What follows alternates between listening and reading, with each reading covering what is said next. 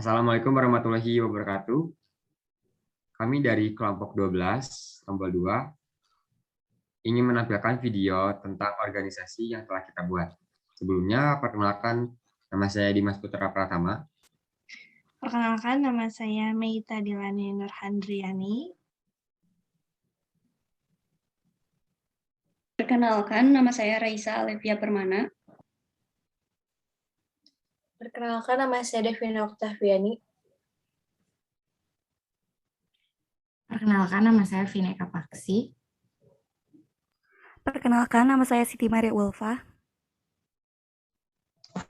Perkenalkan, nama saya Berliana Putri. Ya, baik. Selamat menikmati video yang telah kita buat. Selamat pagi rekan-rekan. Apakah kita sudah bisa memulai rapatnya? Maaf Pak, kita harus menunggu Berliana untuk memulai rapat hari ini karena materi akan disampaikan oleh Berliana. Oke, baik, saya tunggu.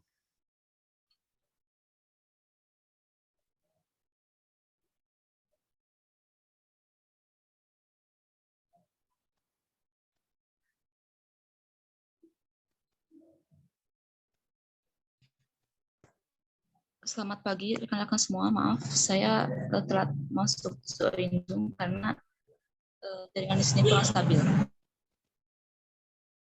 Baik. Rekan-rekan sebelum saya mulai rapatnya, saya ingin melakukan evaluasi terlebih dahulu.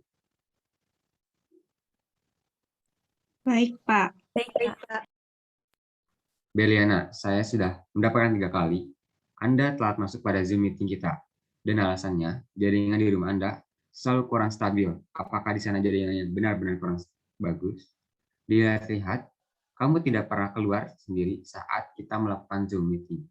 Apakah kamu memiliki alasan yang lebih kuat dari alasan sebelumnya?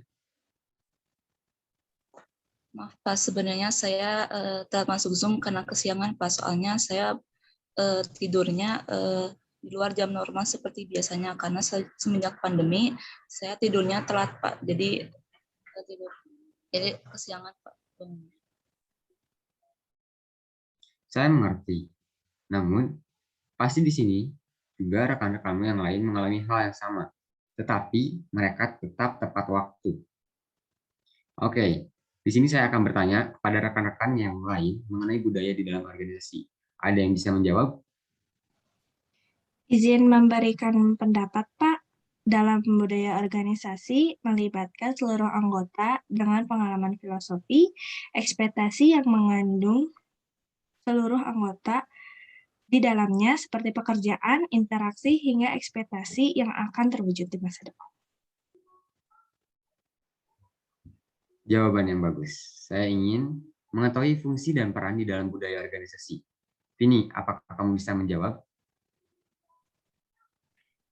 Baik Pak, menurut saya yang saya ketahui di dalam budaya organisasi memiliki fungsi seperti meningkatkan adanya rasa kepemilikan dan loyalitas setiap karyawan di dalam perusahaan. Lalu digunakan sebagai alat untuk bisa mengorganisasikan setiap anggota dan meningkatkan kekuatan nilai suatu organisasi dan juga dijadikan sebagai mekanisme dalam mengontrol perilaku di dalam lingkungan pekerjaan. Itu saja mungkin. Oke, jawaban yang bagus. Ada lagi? Izin menambahkan, Pak. Di dalam budaya organisasi, kita juga dapat mendorong seluruh struktur anggota untuk bisa meningkatkan performa kerja, baik itu dalam jangka pendek maupun jangka panjang. Dan juga bisa dijadikan sebagai alat untuk menentukan arah mana yang bisa dilakukan dan tidak bisa untuk dilakukan. Baik, benar sekali. Apakah ada yang ingin menambahkan lagi? Izin menambahkan, Pak. Di dalam budaya organisasi juga terdapat karakteristik seperti yang pertama ada innovation and risk taking. Inovasi dan juga pengambilan risiko merupakan suatu tindakan dalam melakukan inovasi dan mampu mengambil risiko di dalam proses inovasi ini itu sendiri. Dan yang kedua ada attention to detail, perhatian yang lebih pada berbagai hal secara detail, yang artinya adalah organisasi mengharapkan para anggotanya untuk mampu bekerja lebih detail, analisis, dan juga tepat pada sasaran. Dan yang ketiga ada outcome orientation, orientasi di dalam hal manfaat, yang artinya pihak manajemen harus memiliki orientasi atau fokus pada hasil atau manfaatnya, dan tidak hanya fokus pada proses dalam memperoleh hasil yang diharapkan. Dan yang terakhir ada people orientation, orientasi pada anggota, artinya pihak manajemen sangat memperhatikan adanya pengaruh ataupun manfaat dari suatu yang dihasilkan pada setiap anggotanya. Terima kasih.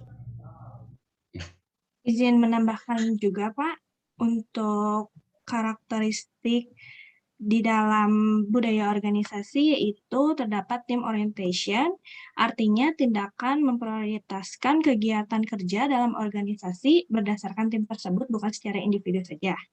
Dan yang selanjutnya terdapat aggressiveness, yaitu kondisi di mana setiap anggotanya akan cenderung lebih kompetitif dan juga agresif.